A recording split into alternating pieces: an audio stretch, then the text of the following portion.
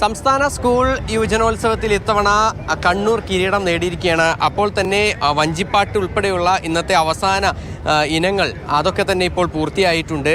അതിൽ A grade നേടിയ ഇപ്പോൾ കരുനാഗപ്പള്ളി ബോയ്സ് ഹയർ സെക്കൻഡറി സ്കൂളിലെ കുട്ടികളാണ് നമ്മോടൊപ്പം ഉള്ളത്. അവരൊരു പെർഫോമൻസ് നമുക്ക് ആദ്യം കണ്ടുവരാം.